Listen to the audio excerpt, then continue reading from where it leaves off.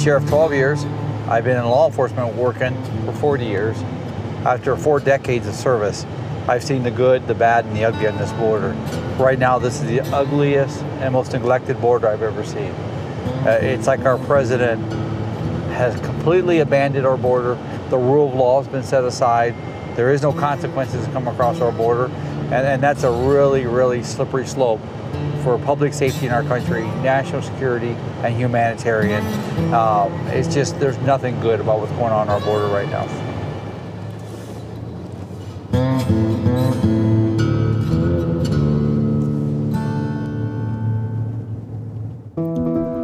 (2024), a pivotal year for the United States. The U.S. election campaign has underscored deep rifts in society. In the months leading up to the vote, we've been following Americans with very different lives and perspectives as they make their way through this turbulent election year.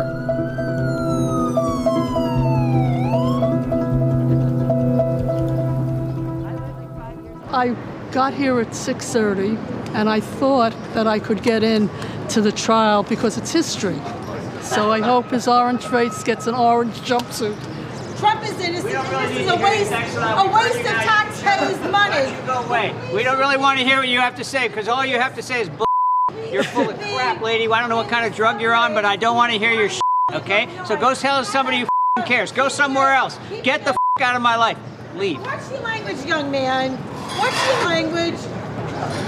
And he's torn our country apart. He's really, it's amazing how one man can be responsible for this much damage. And it's disturbing. And people I've talked to in line and myself, we want to see justice done. And I don't know if this is the best trial for that to happen, but it's the only one right now, so we want to be here. German TV. Okay, you must like Trump, right? Go ahead. Interview Olivia.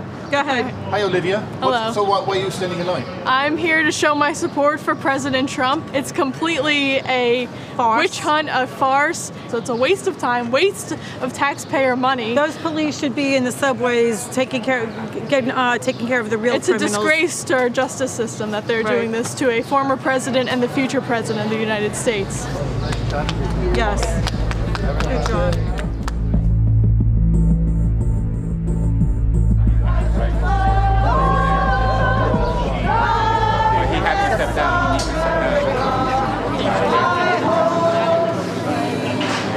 He says what he does, and he does what he says. That's what I like about Trump. Everybody else is bop, bop, bop, bop, bop, and nobody did nothing, but he done it. Look what's happening now. You can't. A loaf of bread is $5. Are you guys? What kind of nonsense? What kind of nonsense? That we got to pay $5 for a loaf of bread. Everything is out of control. Scenes of a country in turmoil. The nation seems more divided than ever before. Where is the United States heading in the year of a critical presidential election?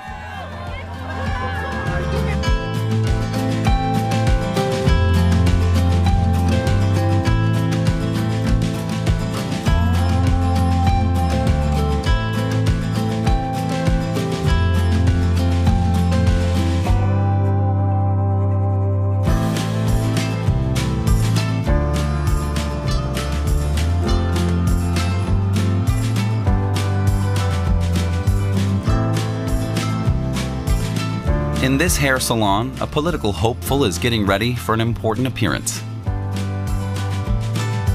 I'm running for the United States Senate to represent Nevada. Today, we have a debate with 5 of the candidates in the U.S. Senate race.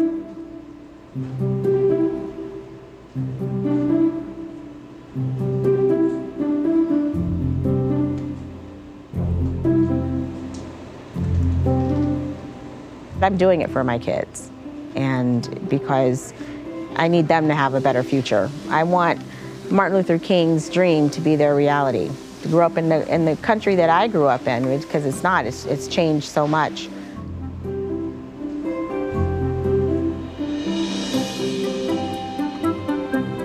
I admire President Trump because he went against the grain, and which is the same thing that I do. And I don't follow the party. I follow the people. There's a lot of media that's going to be there.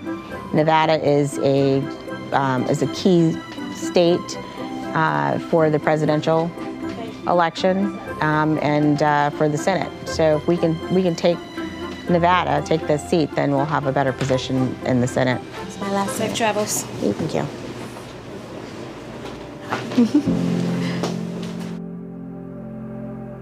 Nevada is a swing state. Democrats and Republicans have been locked neck and neck here. Like everywhere else in the country, the big election issues are inflation and immigration. Plus, there's the traditionally American fear of the government having too much influence.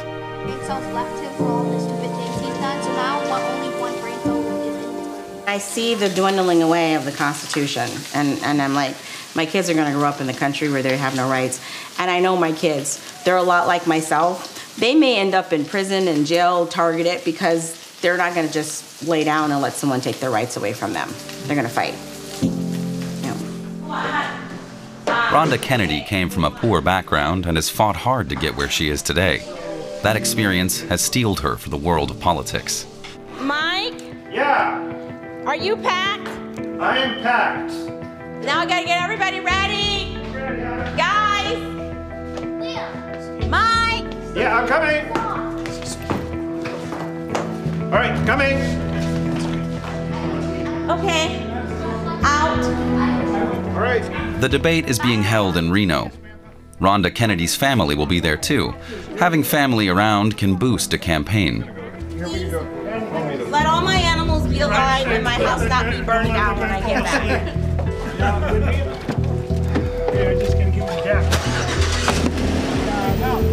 Yes. Check. Got chargers, got cords. Got your glasses.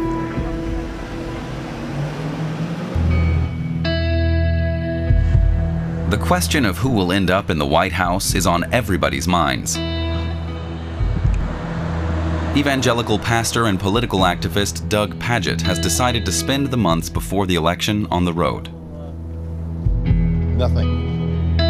When Donald Trump decided that he again wanted to put the United States of America through what we have to go through when he says he wants to be the president of the United States, which has now happened 3 times, we've made an agreement in our organization, and I've made it in my own life, that I will do everything I can to be sure that people have very clear options to not choose Donald Trump.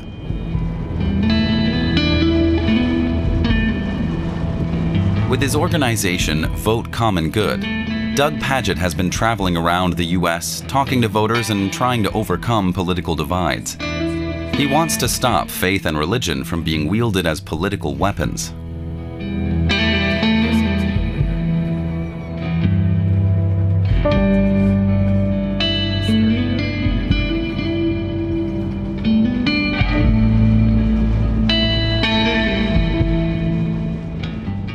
We're excited to be on our way to the Donald Trump rally in Indianola, Iowa. This was one that was quickly scheduled because of the blizzard that came through Iowa yesterday. And we've signed up, we've got a pass to come in. They have my phone number and they text me regularly, regular updates from Donald. And we're looking forward to getting in the building.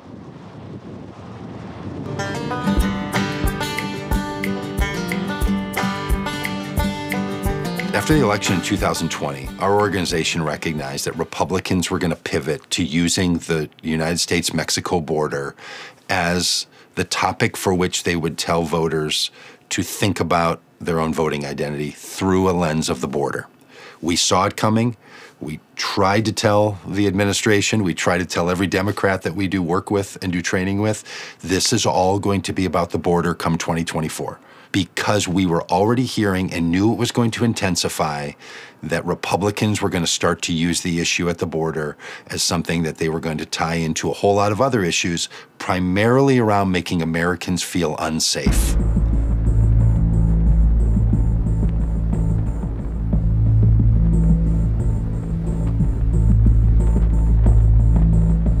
The crisis is not people are criminals. The crisis is that people are trying to come to this country in a legal way, and there's not a legal pathway for them to come. In 2020, 17 people were granted visas from the country of Guatemala. 17. But we could allow 3 million migrants in? That's less than 1% of the US population.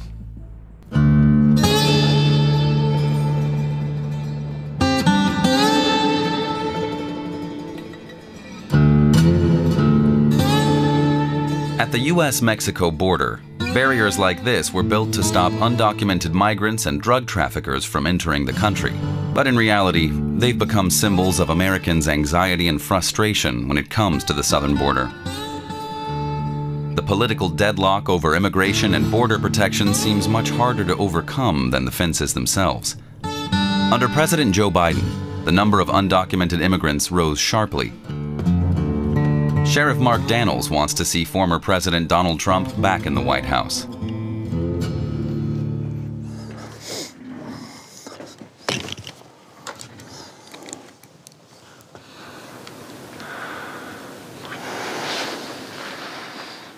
So this is a video of a collective effort of body cameras and videos from the Cochise County Sheriff's Office, what we see here in the county when it comes to our smuggling, some of the things we're addressing. So you ready? Yeah.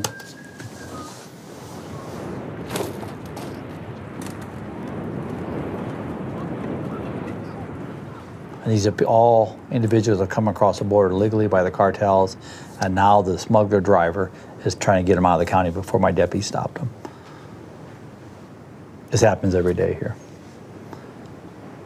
And then we call Border Patrol to come get them. All over the world. We see it all over the place. This is normally what they look like with the camouflage. This is the driver. We actually arrest the driver. This is my deputies chasing a runner, smuggler driver. See, we're trying to stop the vehicle. That's my deputies chasing them.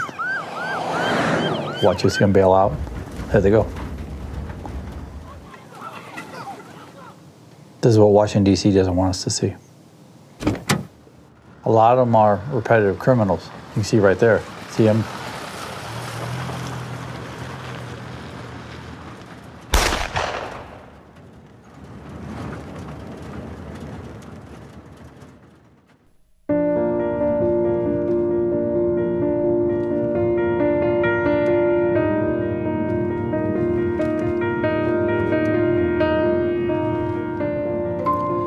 Despite the controversy over immigration in the U.S., the country does need immigrant workers.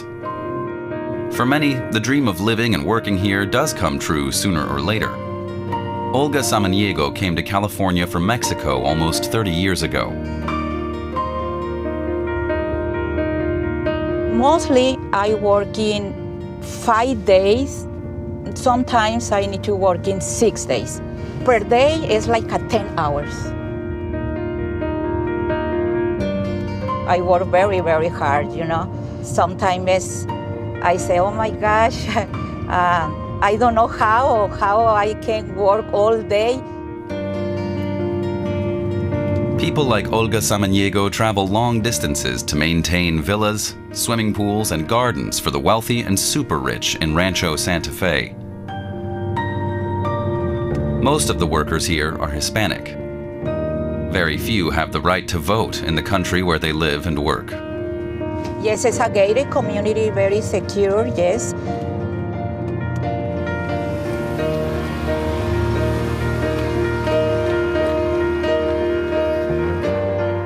It's a rich people. Yeah, because they need service for somebody for clean the house because they can pay.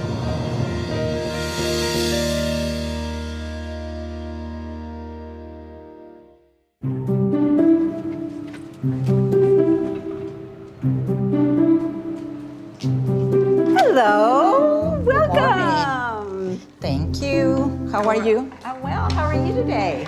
Doing good. Good. Okay.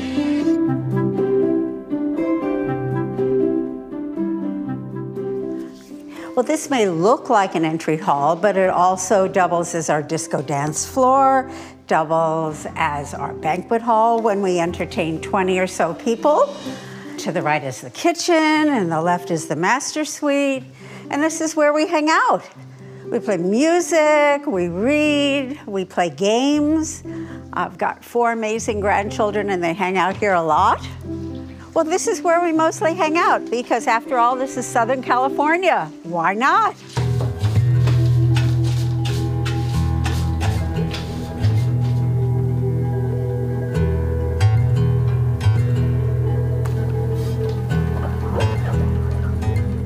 The Hispanic people doing the jobs that the American people they don't want to do, and mostly the people came here for work. It's very mean to say everybody from Mexico is a criminal, because not. And I'm came from Mexico, and I'm not criminal, and I are around people, very good people. I became an American citizen like 3 years ago. And yes, I vote. Well, I don't know if you wanna say what, but yes, I can say now I confused this year. I'm not happy with anybody. This 2024, I don't know. I'm not sure for who I wanna vote. I don't know what will happen to the Democrat side. There's growing dissatisfaction with Biden. I wish the Democratic Party had a viable candidate. I like a lot of what Trump did when he was in office. Our country was much bolder and much stronger in so many ways. Remains to be seen. I'm curious. I'm very curious.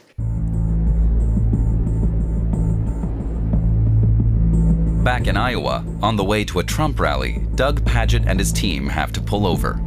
There's a problem with their bus.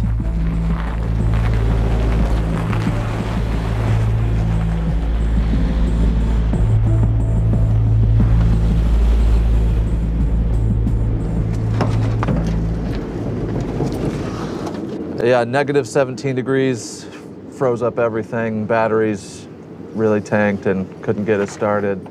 Antifreeze has been leaking, can't figure out where from. The slide outs are getting stuck. You know, it's an older vehicle and we're having those troubles. But she's getting us around the country. It's old like democracy. Sometimes democracy just needs a little love. So we need to call her Mother Democracy. Mother Democracy Plus. Unfortunately, the cold has gotten the best of us, and we're not going to make it to a Trump rally today. It's perfect sound for that. So we will have to make another arrangement, and that's the thing you have to do in this kind of work, is be reminded of that great spiritual teaching that blessed are the flexible. And we're going to have to find the next way. Rhonda Kennedy's drive to Reno takes 8 hours. She's using the time to prepare for that evening's debate.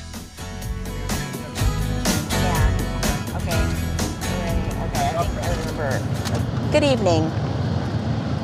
I'm Rhonda Kennedy. Did I say my name? What did I say? Yes. I said my name? You said okay. Good evening.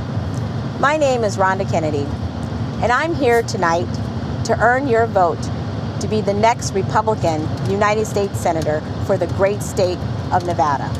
Most politicians will tell you what they're going to do. I'm not going to tell you that. I'm going to tell you what I've done. I'm the attorney that when the government, you guys gotta be still. I can't do it. No, I know, but I can't. Mike, yeah. You know how I am. Take a breather. No, it's not that. You guys can't have side conversations and stuff like that. Gotta be still. That can't. Okay, shut up. Yes. Okay. Zip it. When government overreach came after our rights and closed businesses during COVID and called guns non-essential, I filed the federal lawsuit that opened the gun stores and protecting our Second Amendment. You think I'm at a minute? Probably at a minute. Maybe a little bit over a minute. Okay, so I'll just, I want to clean it up. And then I'll say, I'm a mother. No, let's see. I'm a mother. Did I say I was a mother first?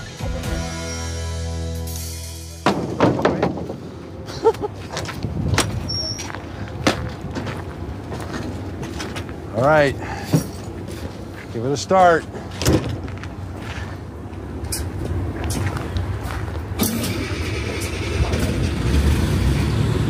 There you go. Like that sound. There you go.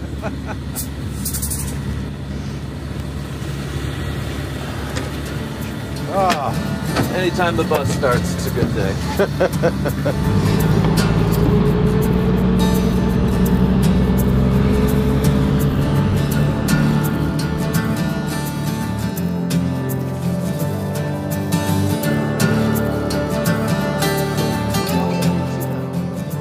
We are going to Adel, Iowa, to meet up with the Nikki Haley campaign to talk to voters about not supporting insurrection-backing candidates and to speak out against Christian nationalism. At this point in the election cycle, Nikki Haley was seen as the great hope of moderate conservatives.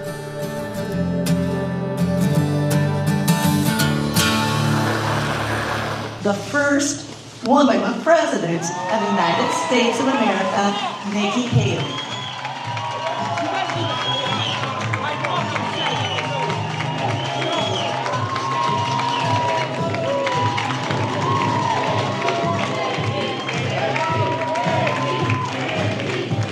Thank you so much for being here and coming forward. And what we think we're going to meet there are the kinds of Republican voters who very much are conservatives, very much are Republicans, not views that I agree with or hold to, but these are people who also are opposed to Donald Trump. They believe that democracy matters. They believe that there was an insurrection, and they're Republicans. This is the other 50% of the Republicans who don't buy what Trump is selling. God bless you. Thank you very much.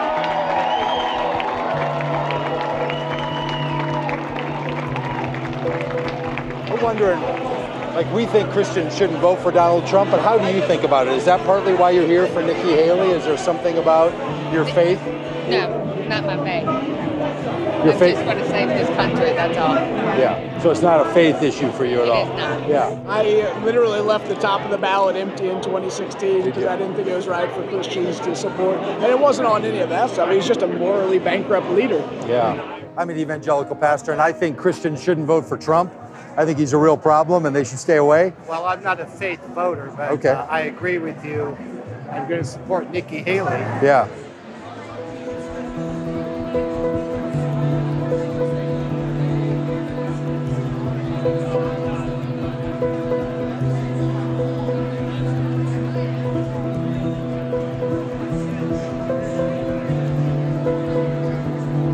And the people that we talked to, they were the ones that we thought we would meet there. They were people who told us, we don't support the way Donald Trump has taken our political party. It saddens us deeply to see where it's been taken. We think Nikki Haley is a better option.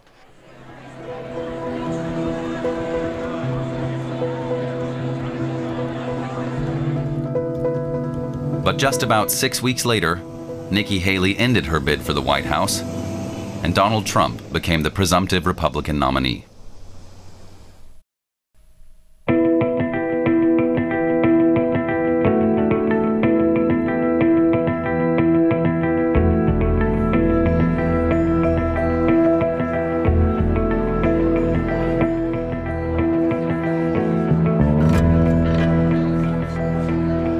Back to Nevada, where Rhonda Kennedy is campaigning for a seat in the U.S. Senate.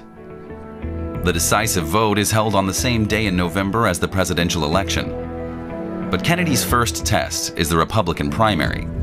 And tonight, the candidates are hoping to win support in a debate. Politically, they align with Donald Trump, and their policies are hard to tell apart. Even so, there's plenty of sparring.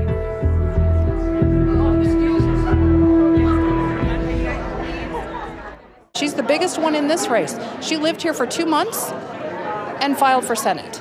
And she moved here in September of 22, filed for Senate in November of 22, and she knows nothing about Nevada. And we don't need her here in Nevada. We need real, true Nevadans to represent people here. This is America. Anybody belongs anywhere.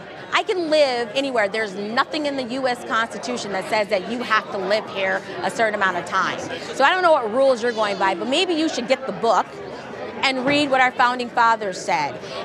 But tell the truth, I lived here in 2000. When you were running around in Santa Barbara, I was in Nevada fighting. So maybe you should check your record of how long you lived here. She's unqualified. She's a broker. She sells houses. I fight in the Ninth Circuit Court of Appeals. You sell houses. Give me a break. The audience has paid to see the debate, but the highest profile candidate, Sam Brown, does not take part. As the frontrunner, he may not need the publicity. All right. I'm feeling it now. You're feeling it? I've just been going around. I've just been going around like basically countering all the lies that have been spread about me, and then people are like, oh. I mean, like. How many times has Trump had to do that? Yeah, like true. 1 million. And he still comes out on top. Exactly. You know? Just, you got this. You're going to kick some ass. You know? You got this. You got it. We're going to win right. this election. Absolutely. You know? Yeah. So you got this.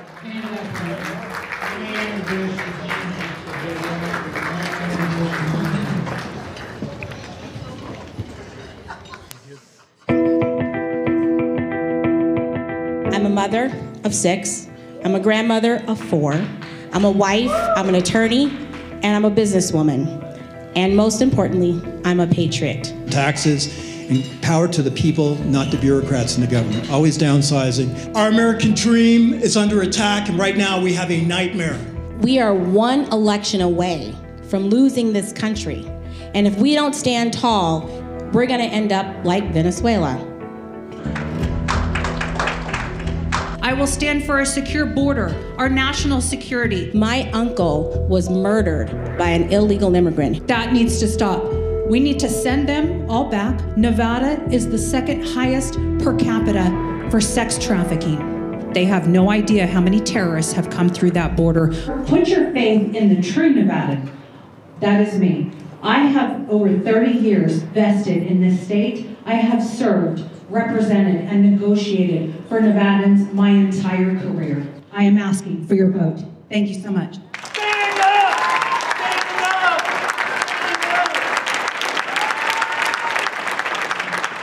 Stephanie, you know that I lived here in 2000.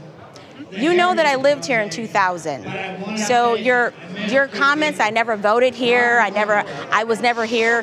You know that, is that what you're gonna do in the Senate, Stephanie? You're gonna run away from a fight? You're a coward. But that's what she's gonna do when she gets to the US Senate. She's gonna run away. She's gonna run away. That's why she's never gonna make it to Senate. Good luck. See you. Take care. You too.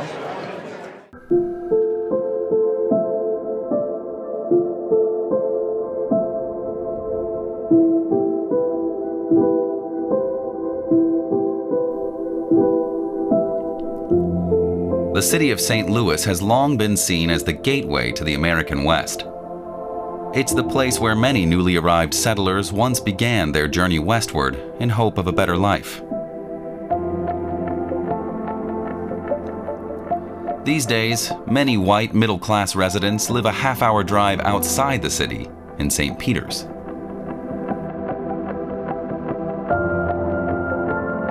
The way that St. Louis formed is a lot of people, politically, people got really tired of the fact that a lot of African Americans had moved into the city.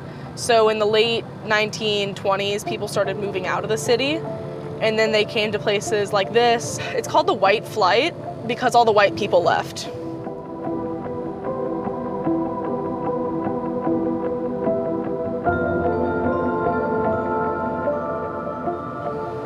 We have no public transport, nope. I used to ride my bike everywhere, but it got to the point where I wanted to go a town over and I couldn't ride my bike for that anymore.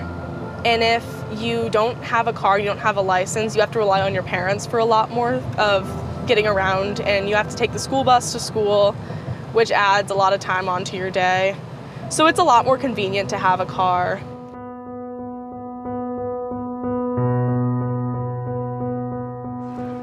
Emma Crutchfield is 18. She's about to graduate high school and has her sights set on attending college. How's it going? Howdy, howdy. That's good. I brought Uno. Perfect. And I brought Nolan a drink. But higher education is a heavy financial burden for her family, who belong to an ever-shrinking middle class. Her friends feel the same way. Yeah, it's fine. Grass. This is true. This is true. Real questions, yeah. Wait, are you a college volleyball player? Yeah, Truman is like $21,000 a year. Yes. That's how I am. Because I'm middle class enough to like not get any financial aid coverage, but I'm not rich enough to go to college without any financial aid. So it's scholarships. Yeah, you have to like go it's like we're at Randomness, so. Okay, you skipped her.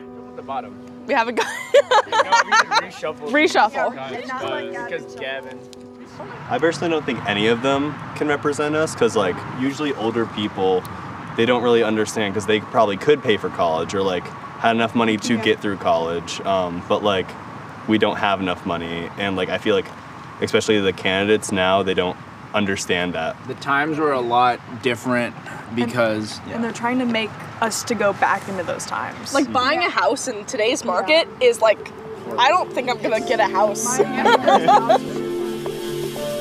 This year, Emma is able to vote for the first time. Unfortunately, at the end of the day, it's like, well, which of these is less bad? Yeah. And then you keep voting even though it's like they both suck. Yeah. And like the other countries in the world must look at us and be like, wow, they're dumb. That is our stereotype. I don't want Trump to represent us on the world stage, but I also don't want Biden to represent us on the world stage.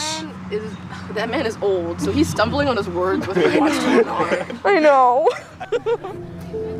A few weeks later, concerns about President Joe Biden's age reached a fever pitch, and the course of the election campaign changed dramatically.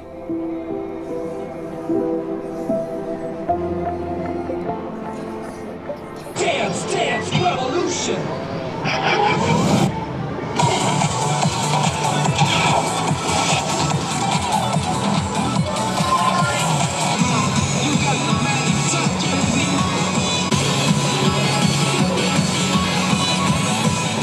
So this is kind of what I refer to as like a third space. It's kind of a space where a lot of different people come.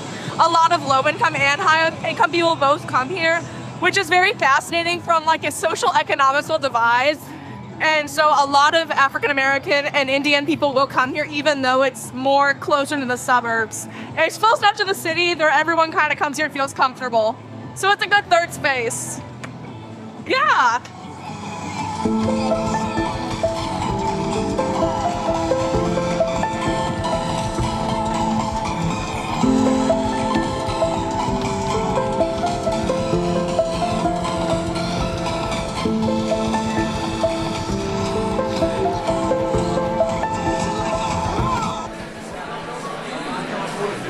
This is one of Donald Trump's early campaign appearances. His speeches are known to play on the fears of his supporters.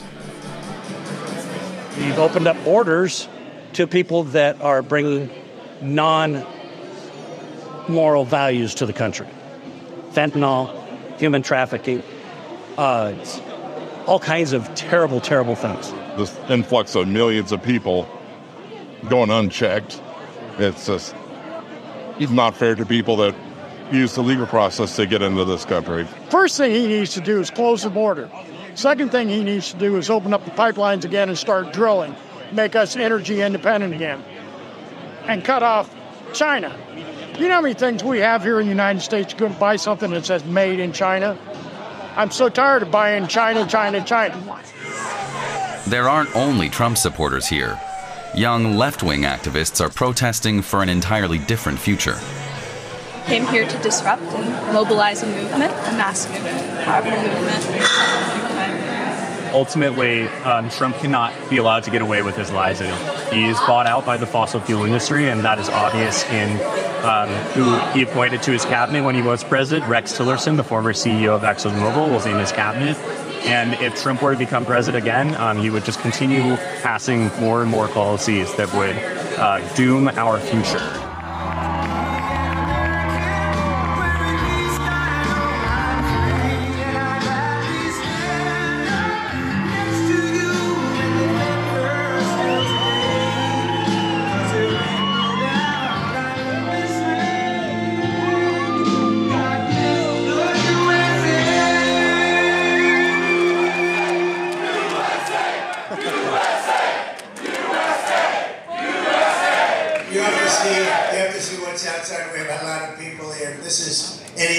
The storm has had zero effect. And I did three rallies. Trump, you've taken millions of dollars from oil gas billionaires! Do you work for that? Or people like me, like ordinary people like me? You are digging a grave! Go home to mommy. Your mommy's worried. Go home to mommy. You are taking a grave with the fossil fuels money you are taking! So young.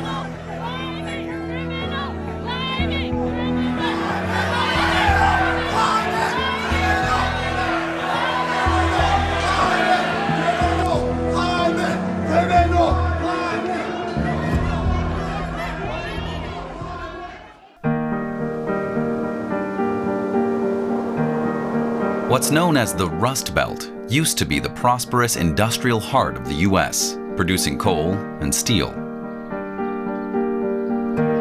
But areas once home to middle-class families are now scenes of decay. Many residents have either slipped into poverty or moved away. Hi, honey. We're going to be doing the hot dogs probably within this next 2 or 3 weeks. Okay? All righty, we'll see you over there. Huh? All right, you look different. He lost some weight, he was bigger. He lost a lot of weight. Okay. Retired steelworker Rich Latanzi is the mayor here in Clairton. The job pays $320 a month. Hi, honey, how you doing? For him, it's not about the money. Good to see you. Hi, honey, how you doing? We're just looking at some development we're going to be doing down here, and then we're just talking about it. But good seeing you ladies. You have a great day, okay? Muzz, good luck. Take care. This coking operation, the largest in the country, was Clairton's lifeblood for years. But the industry collapsed in the 1980s. This plant once employed 10,000 people. Only about a third of that number work here today.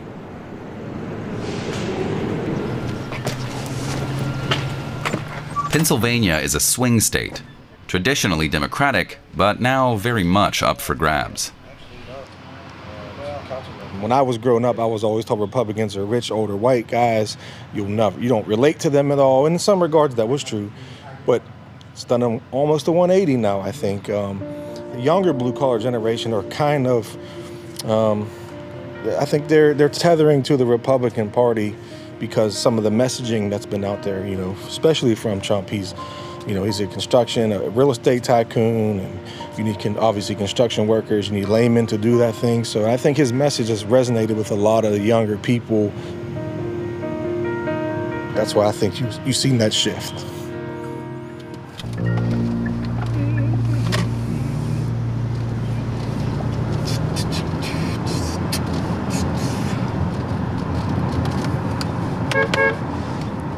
Rich Latanzi runs a city that's becoming increasingly deserted. House prices have fallen dramatically, and hardly anyone moves here anymore.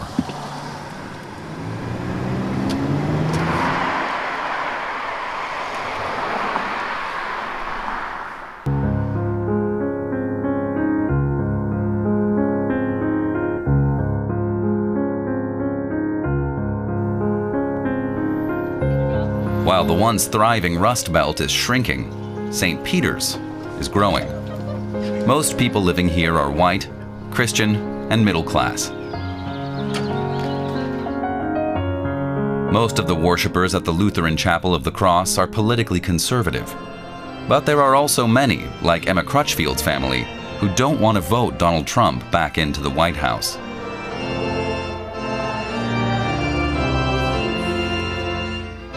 That's kind of a hard name. Does anybody remember King Solomon? No. No? Oh, this is a good one. People praying.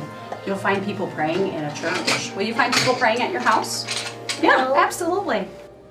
All the kids that go to our church from kindergarten to first grade come and they learn the story of Jesus through crafts and through stories and just overall playing with other toys. So I want to become a teacher and I want to teach high school, but I enjoy doing this as it's a good way to give back to my community for what I've been given. I really like doing this as a kid, and now that I'm at the age where I don't have these classes anymore, I help where I can with teaching the kids. That's right. Olivia says she would steal it. Oh my goodness. Then you can say, I'm so sorry. Do you forgive me? So we try to make a good choice, but do we always make a good choice? No. No. And what do we know about making an oops? We can fix it. Yes, Cora. I continue to try to stay positive because I would like them to feel that there is a light at the end of the tunnel. Yes, if you watch the daily news, you're going to get sucked into all the negativity in the world. But I think influencing young people is very important because I want them to have the skills in place so that they can grow up to be functional citizens and just be kind.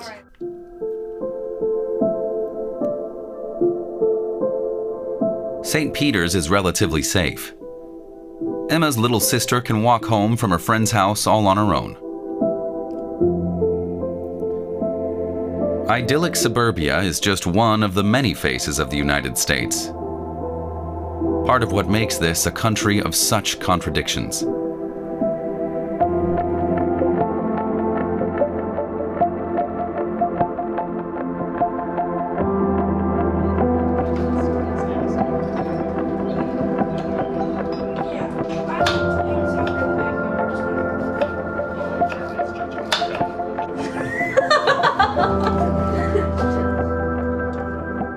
I like to consider myself a family person.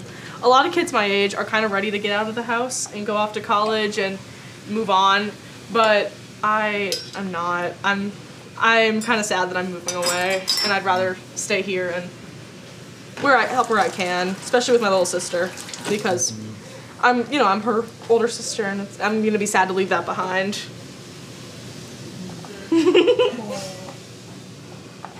I'm still here. She's still here. You still have a bit with me. Come on. Do you want us to put some oil in the pan? One of my main concerns about my career is the epidemic with school shootings, because going into being a teacher, it's gonna be dangerous. You can make that an uppercase. I do work in a room where I know exactly how I could close my door and barricade my door should I have to. Mm-hmm. And where my 3, 4, and 5-year-olds could go if needed. And they've discussed giving teachers the ability to carry a gun at all times. And as someone that wants to go into education, I don't know if I would do that. For the safety of my students, I would probably end up having to do it, but that's such a surreal thought to be like, oh yeah, go to work and carry a gun on you just in case someone else has a gun.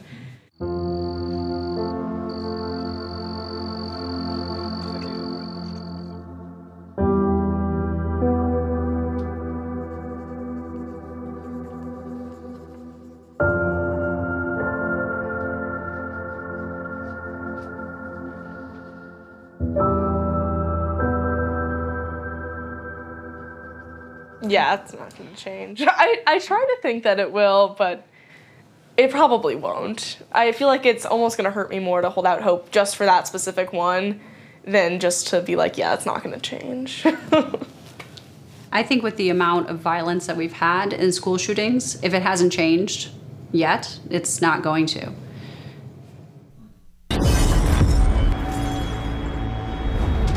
Rhonda Kennedy posted this campaign video to YouTube, touting one of her biggest legal successes. Last year during COVID, Ventura County closed our gun stores claiming they were non-essential. We put the pressure on the county to reverse this decision and reopen our gun stores. We put the power back in the hands of we, the people.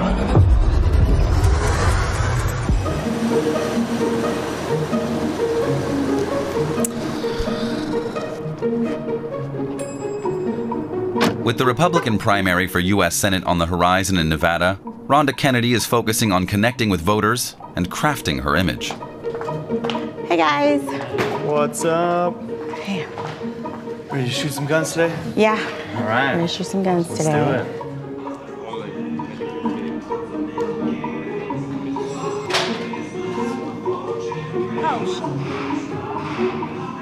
As you can see, they're so accommodating. It's a great place. So for people to come and shoot all kinds of different varieties of guns.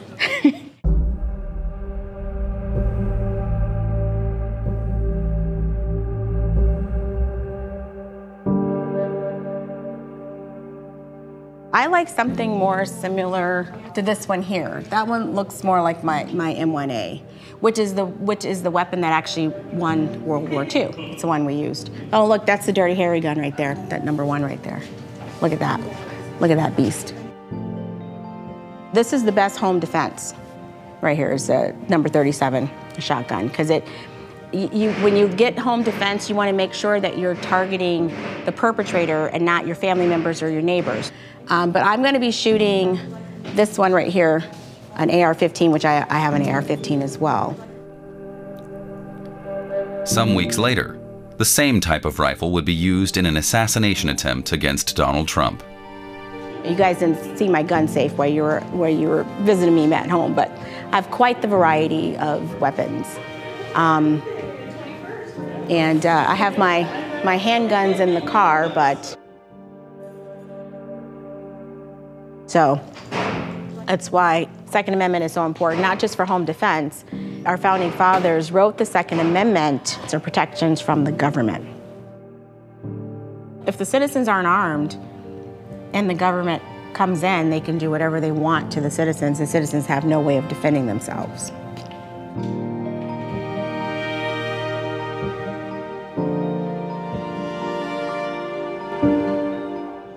I successfully defended 2 January 6ers because the government targeted those people, because those are the people that actually stood up and fought. So it's very scary times in America. It's very important to practice, so you're accurate. You don't waste ammunition. Rhonda Kennedy is proud to have defended members of the mob that stormed the U.S. Capitol on January 6, 2021, following Biden's election victory. She sees them as heroes.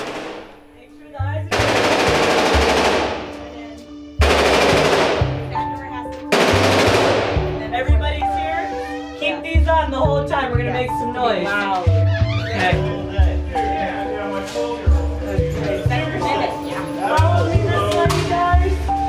Make yourself at home. I got you just right here. On sounds comfortable. You can stand as close or far away as you need to. The white line doesn't mean anything if somebody wants to get all the way in the... we're going to be shooting at these little zombie dummies today, so when you hit the chest and head, you might see some smoke coming out of it. Alright, so let me grab the rifle first. Today I have for you, it's called the Noisy Cricket. We've custom designed it. It's basically a short-barreled AR-15 that goes full auto. It's got a flash enhancer on it. So when you're shooting it, it's gonna look like fireworks are coming out of the barrels. Okay, grab both grips, my dear. Yes, ma'am. Good, good. Is that comfortable for you? Can you see the red laser? I can see the red laser. That is your aiming point. Okay, I'm gonna hop out of the way. Okay. But you are on fire, ready to rock and roll. Give me a light squeeze, give it a feel. It's gonna vibrate on you a little bit. You got headshots right away. Shoot it however you want to. All right. Well, that one's gone.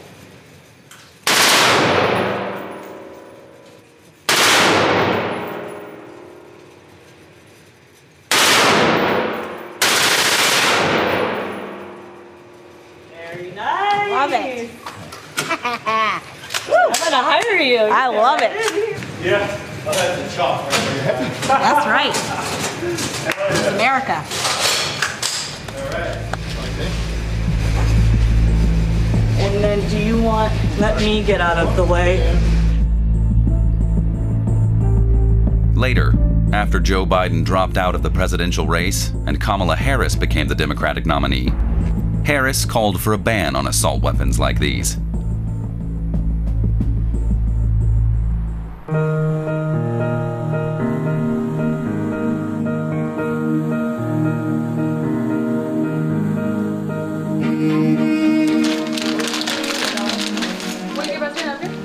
Olga Samaniego, who immigrated from Mexico, lives with her 4 daughters about 40 kilometers outside of San Diego.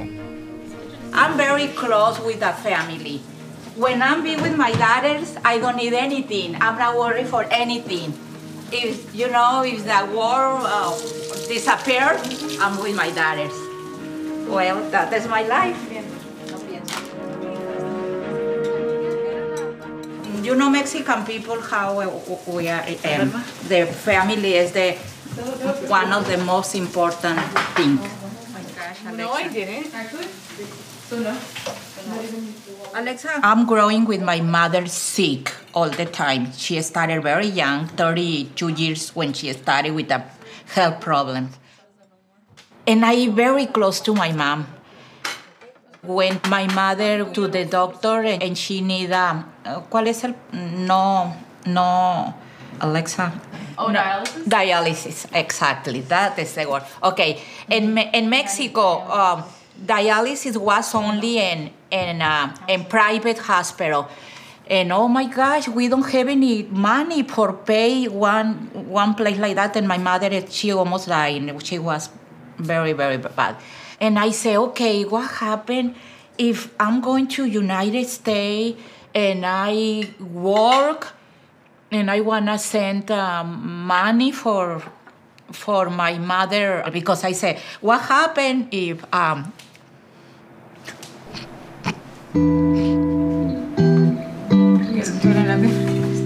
After the death of her mother, Olga Samaniego stayed in the U.S. and raised her daughters. Since Trump's presidency, they've been increasingly aware of the divisions in society. I feel like it was a lot more worse when he was president. When he was campaigning, I think, and he started saying those things, that definitely was a huge, we were all pissed. Especially going to that high school, there was mostly white people, so a lot of them would represent, all the hats, everything. They would be really obnoxious. Yeah. It just exposed what people really thought about the community. Yeah. And I think it kind of emboldened them to speak out with less shame. Yeah, exactly. Which was negative. These are one of the most hardworking people I know, but they're people. And they're people at the end of the day. They're people. Yeah. So the fact that Trump was allowing kind of people. Yeah, gave voices to people to say those really vicious things was it was crazy to see how many followers he actually received it.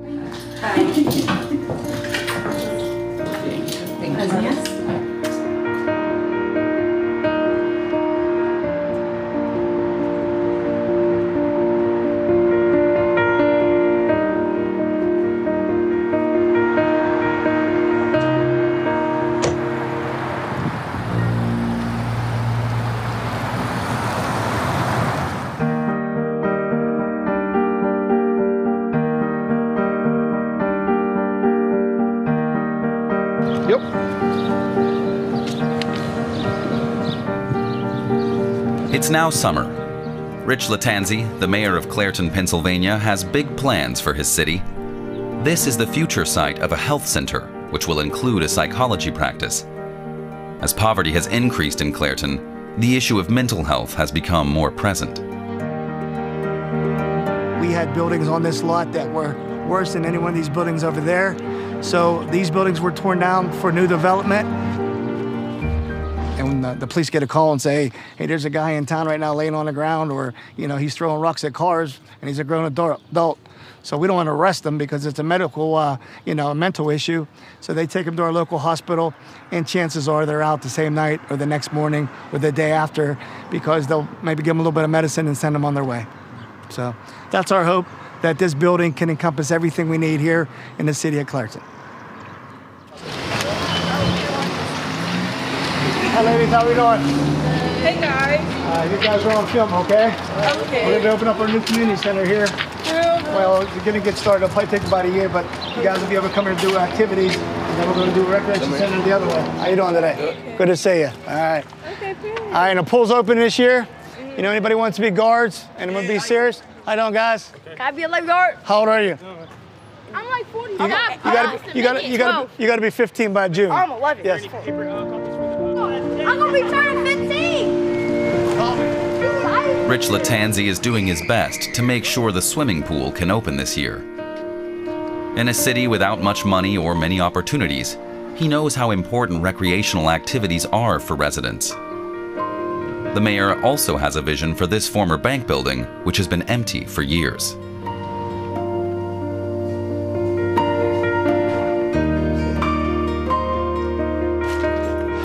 Let's try this again.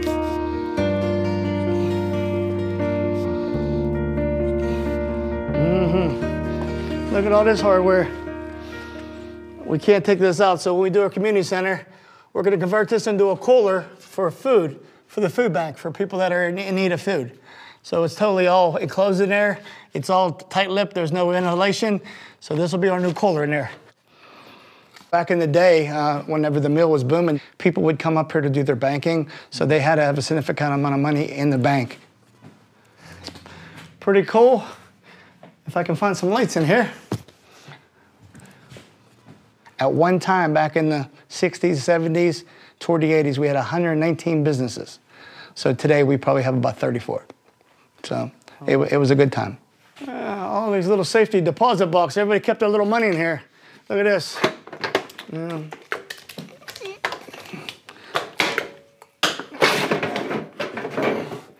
Back in the day, see if we can find anything in here. There you go. Okay, let's see, nothing left in here, but that's a nice little box.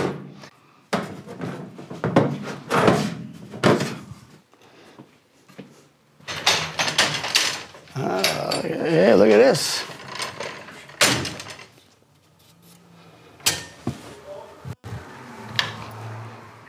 Well, one of the things we talked about is Clarkson being like a second in Pennsylvania as far as the worst places to live.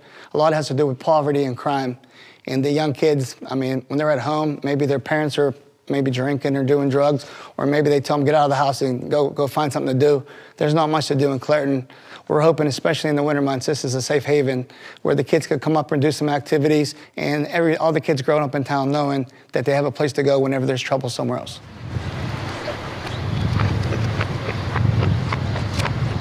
Does Trump's campaign stand to benefit from the crisis in the Rust Belt?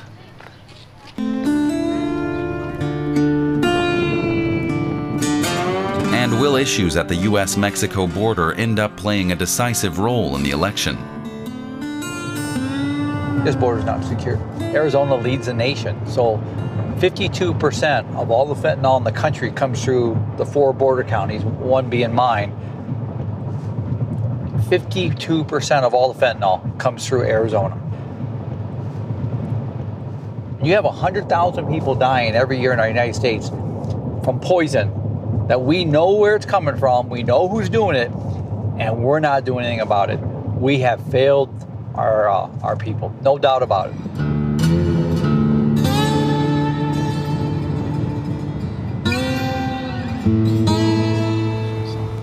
See that the white door right there with the black tape on it? That's a tunnel. Inside that white door was a shaft, hydraulic shaft that went down 15 feet, 20 feet, whatever it was, and then the tunnel went all the way across into Mexico. I think it's like 940 some feet, and into a house in Mexico, and that operated for about 1.5 to 2 years before it was intercepted. And And we did a search warrant on the place, and we stopped a vehicle coming out of there. It had over 2 tons of illicit drugs in it that they were pulling out of there. And when we took the place down, there was 2 individuals here, over 20,000 cash, and they had ARs, long rifles, inside their residence. But it's a cartel.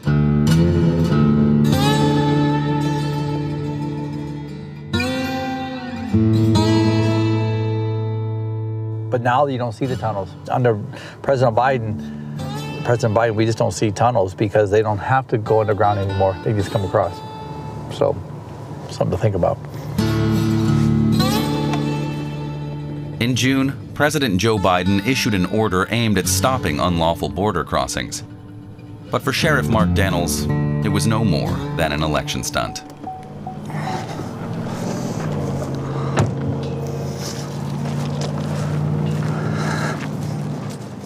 So this is the legal port of entry. This is where we want them to come across. If you go 3 or 4 miles that way or 3 or 4 miles to the other side of it is where they're coming across illegally. And there's no consequences for doing that illegally.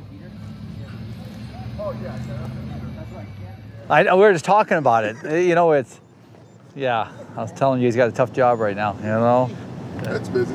Yeah. Me and him, we look for what we look for, but to detect humans, concealed humans and narcotics. Look at him. He's like, come on, bring me more. Yeah, that's why he's shaking like that. He is, man. It's not cold. Like, it is what it is. Out of my control.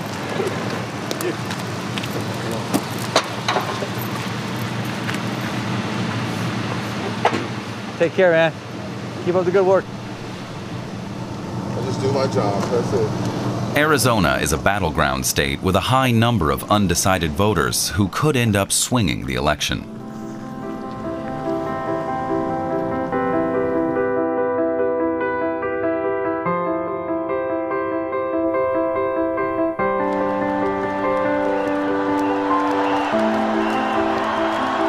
Farewell to a president. It seemed that it was going to be Joe Biden and Donald Trump, but we also knew that might not stay. It was clear to us, as it was to so many people involved in this, that Joe Biden's ability to win this election was going to be hampered by his age. Not his competency or anything, but the president has to do a lot of things. And part of it is to instill confidence in the American people and to speak in ways that motivate people. And Joe Biden was losing the ability to do that at the level that he needed to, in our view. You know, it's been 4 or 5 weeks since Kamala Harris became the nominee. And you can feel a massive shift. Please welcome the Democratic nominee for president, Vice President of the United States of America, Kamala Harris.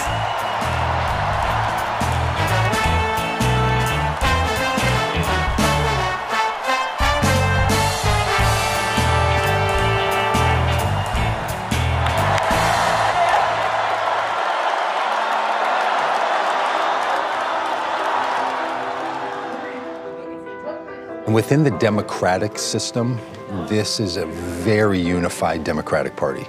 Oftentimes the Democrats pride themselves on their difference and their distinctions and their coalitions that don't have to agree with each other. So there's a lot of excitement. And it's only August, so that could change too.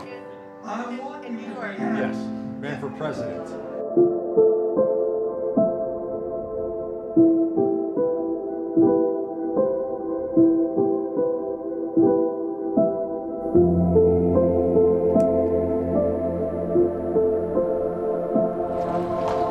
For Emma and her boyfriend Noah, it's the start of a new chapter at a college they can afford. It's super fun. I have decided to switch my major, so I'm no longer studying English, I'm studying classics, and that is ancient Roman literature, language, and culture. Not much has changed besides also me being here. Haven't changed majors. I'm doing biochemistry and molecular biology so I can go on to become a doctor, but it's pretty good so far. I was just going to beat you. We're not there yet.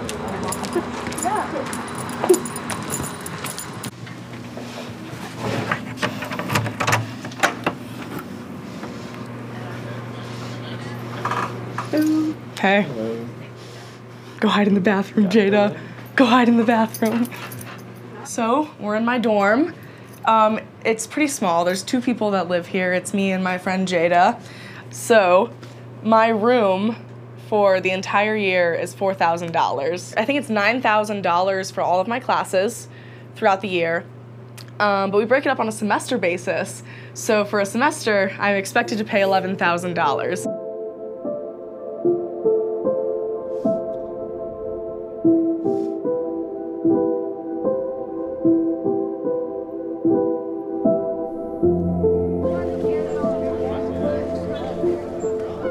Ever since Kamala Harris became Donald Trump's opponent for the White House, Emma has known which candidate she will vote for. She wants a president who unites Americans instead of dividing them. The influence of young voters is seen as being especially crucial in this election, and they could prove decisive for Harris. Hi, how's it going? So good to see you. I got you some flowers. Oh, thank you. You're welcome. They're so pretty. From the farmer's market. Yeah? Yeah. It's fun. Yeah. Okay. Show me around. Some cool shots. Yeah. Well, I'm excited about that change. I think that that's somebody that's putting good vibes out there and could be respectful and kind to our world. I like that Kamala has brought the party into an actual party again. Yeah. We're not so divided. It's a different energy. Right. Yeah. It feels very like Obama again. It does. And I love Obama. Yeah. So I'm happy that we're back. She's very central. When it comes to economic policies, she leans pretty right. And she's like, hey, we should lower healthcare taxes, which I don't necessarily agree with that, but I appreciate that she's gaining some of those central people and some of those right-winged people to her side. Yeah. It's a big day for Rhonda Kennedy. The Republican primary is the hurdle she needs to clear in her quest to become a U.S. Senator. This is the ballot, and there I am, Rhonda Kennedy, right there. It feels good, but it's a little crowded. It's the Hunger Games. Right? Yeah, I don't want to do... Hello? All right. Well, who do you like then? Because I already know who I'm voting for. I mean, I'm going to really... There's really only one reason I came here. No, I'm gonna look over your shoulder and make sure you do. You have to sleep with me at night, It's Rhonda Baldwin Kennedy. Excellent. Give that back when you're done, okay? All right, perfect. Thank you. By the end of the day, she'll know whether she'll be the Republican nominee in Nevada for the U.S. Senate race in November.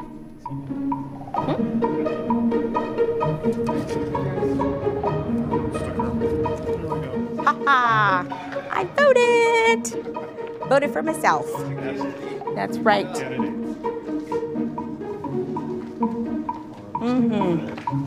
Yeah.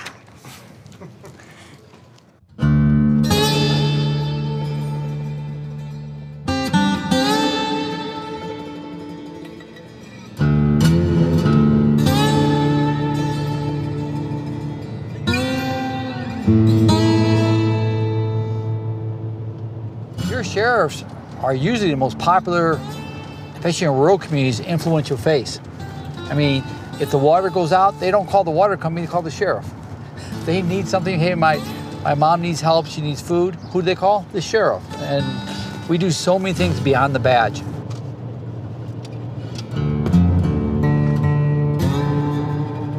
This is a community center in one of my communities, and they're having recognition for veterans today. I'm gonna say a few words today, and that's where we're going to.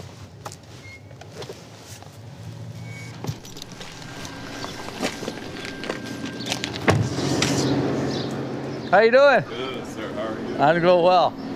Mark Daniels also has an election coming up. Here, sheriffs are voted in by the people and do more than enforce the law. How are you? Fine. Good to see you, dear. How are Good. you? Good to see you, man. Good to see you, buddy. God bless you, too.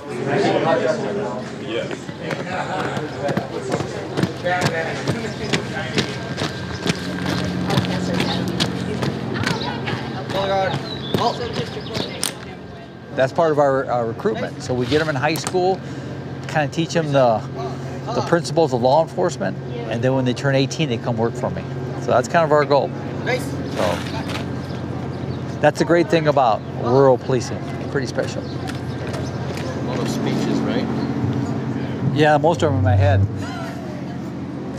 I just wing it. I'm a better winger. I just pick some notes here real quick what I want to say, you know, and so.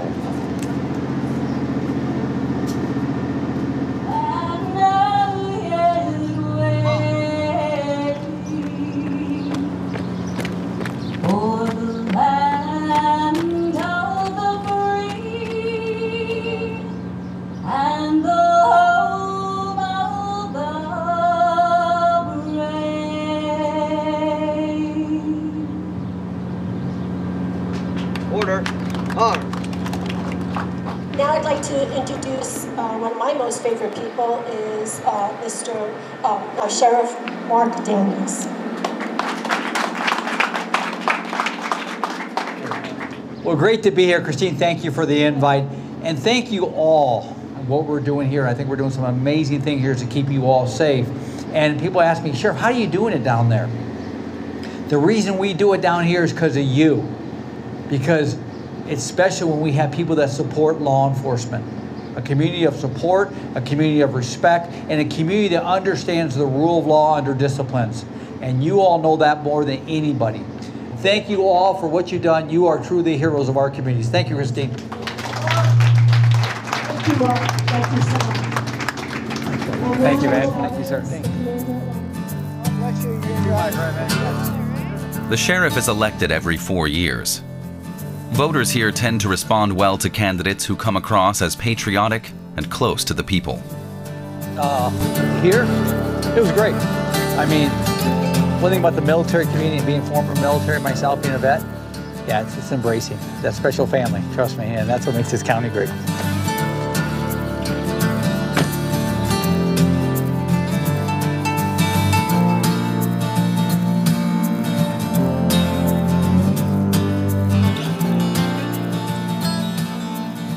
Good evening. Thanks for joining us here at your local election headquarters. The first results of our primary election are now coming in. Sam Brown has a significant lead in the Senate Republican primary. In fact, it looks like he's going to go on to face incumbent Democrat Jackie Rosen in the November election, since he does have more than 50% of the vote. That will be one of the most closely watched races in the whole country come November.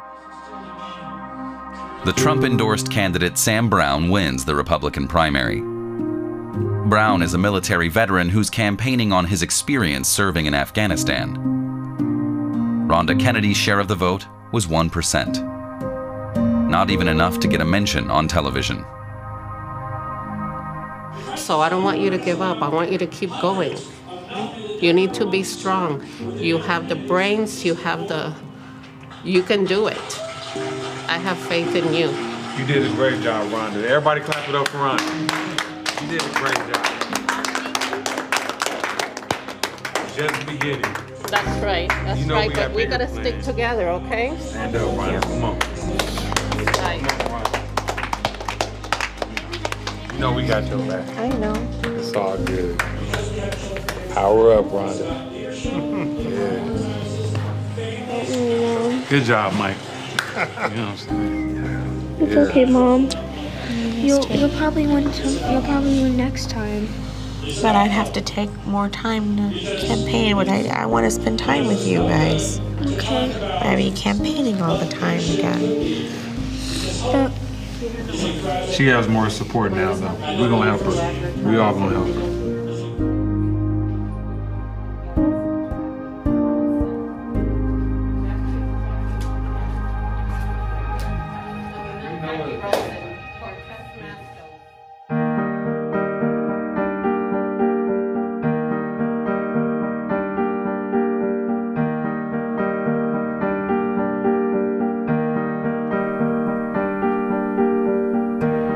It's now late summer, and Pennsylvania has been experiencing a heat wave.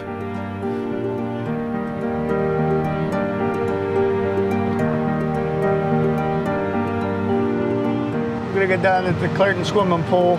We just closed about on Sunday, and we're going to be draining the pool down. But right now we're looking for a sizable leak, or it could be in the drainage, it could be in the recyclable water that goes back to the pump house, or the liner. The liner is 15 years old, and the warranty is for 15 years. And a lot of the kids, keeping them off the street.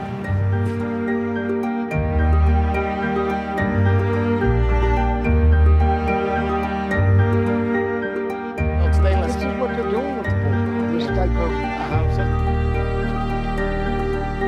It goes all the way down to the bottom because that's where we drain it. Okay, but that's just a drain. That's just a drain. Okay, but this is the one that comes in from the pool. Yeah, that comes in from the skimmers. Okay, and it goes around back through the pumps, and then it goes back down, and we pump it back in the pool. Yeah, pump it back into the pool. They're all close connections, so the whole system would have to be changed. I don't see any long lengths of pipe where you could even start. So it would be a total overhaul, and probably while we're doing it, we might as well change the tank too, because the tank looks like it's been weather beaten, and the chlorine, whatever, is rusting it away.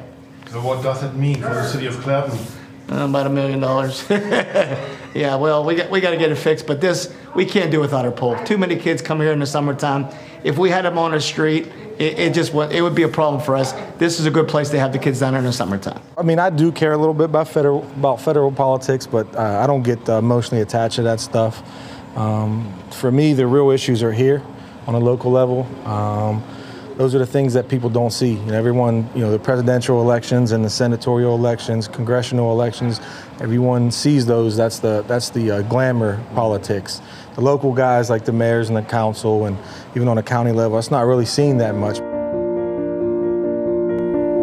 Clareton mainly runs on local tax revenues, but they barely cover the community's needs. Sufficient access to food is also a problem. Food desert means there's just not enough food to support our town. And there's some people like me that are, well off to do to get in a car and drive 10, 15 miles to get to a grocery store. But some of these people in Clareton, they'd have to get on a bus, or they'd have to get a jitney or something because they don't have a car.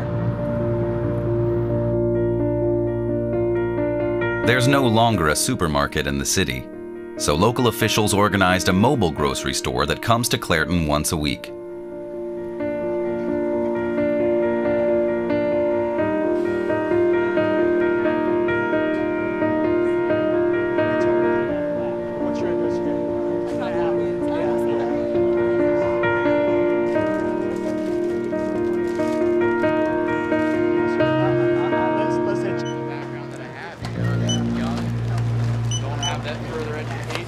I'm a physician here, so for my patients, for their good health, which I'm recommending, eat fresh, but eat fruits, vegetables. They always say there is nothing here, and so we have like transportation issues and things like that, and we just I'm here to support. Plus, it is very convenient.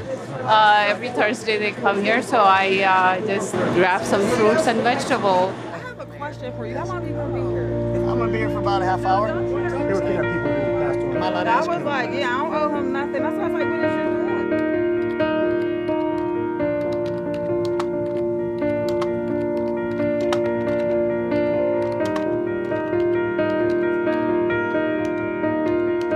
doing? The political aspect, with the change and all that, other than people talking, hasn't made any difference. I mean, as far as any grant money or any kind of like persuasion for any kind of grants for the city of Clareton, it hasn't had an impact as of right now. For me, I always want to vote for the best candidate. I don't care about the party. I just want somebody that has their heart and soul in the country and their honesty. But for Clareton to be primarily a Democratic city, when we come out and support the candidates, and if they get in office, that gives me just a little bit better of an ability to go ahead and send out a letter, email, whatever, saying, hey, I'm from the city of Clareton, we're Democrat, we supported you, and we need some help with our new recreation center, our community center, or we have a couple projects like our swimming pool. We could really use your help. Because the last time that Trump was in, probably for the 4 years, we probably got next to nothing in grants. The swing state of Pennsylvania has played a big role in U.S. elections. The question this year, will it swing toward Trump or Harris? I don't give up very easily.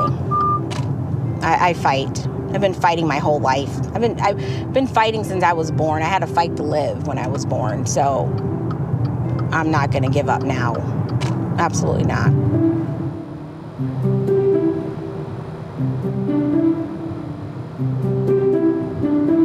Senate office if he makes it. I don't know. Crazy.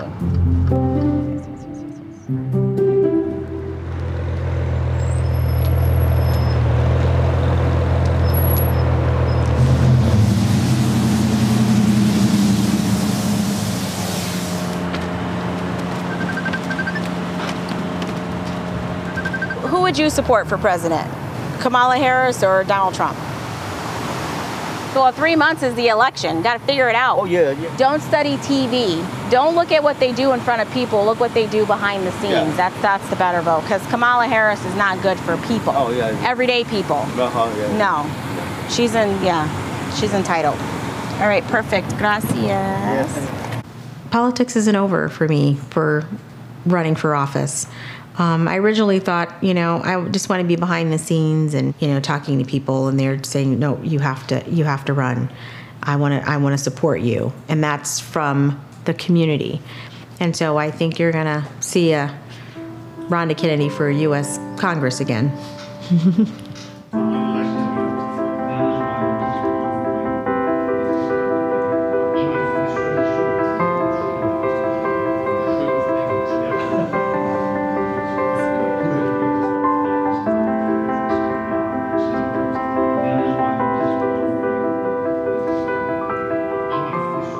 Well, like my pride of the United States is long held. I feel really good about this country with eyes wide open. It is recognizing the struggle of our country. There has never been a day in which this country has taken everyone's involvement seriously as it should. There's never been a day when justice has been fair for everyone. There's never been a day where people have felt like others were on their side fully and completely, and yet we can feel good and proud of one another. Because that's what we get out of all of us. We look at any of our lives and we live our lives in a way that are not living up to what we want, but we still love. That's the difference, it seems to me, about love, I guess, versus approval or liking. I don't always like our country. I don't always approve of what we do. But love doesn't need you to like everything. It causes you to want to bring out the best in it. A person, a city, a country, a political movement, a religion. A lot of the work we do is about our politics, but it's also about a faith that so many people hold so dearly, and we want it to be different. We want our faith, for those of us who hold it, to be something more consequential than what has been allowed to flourish. There's a possibility that it could be different. So I guess that's part of what keeps me encouraged. And I've just chosen joy as a better option than not joy. It just seems to be a better tactic. You feel better when you're happy.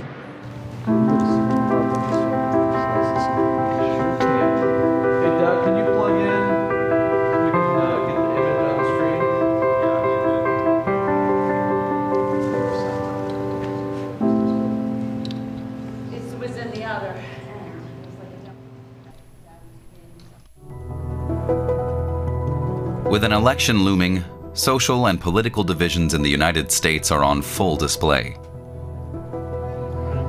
But there is also hope for the future. Hope for freedom, justice, and a better quality of life. And many still hope that their fractured country may one day overcome its divisions.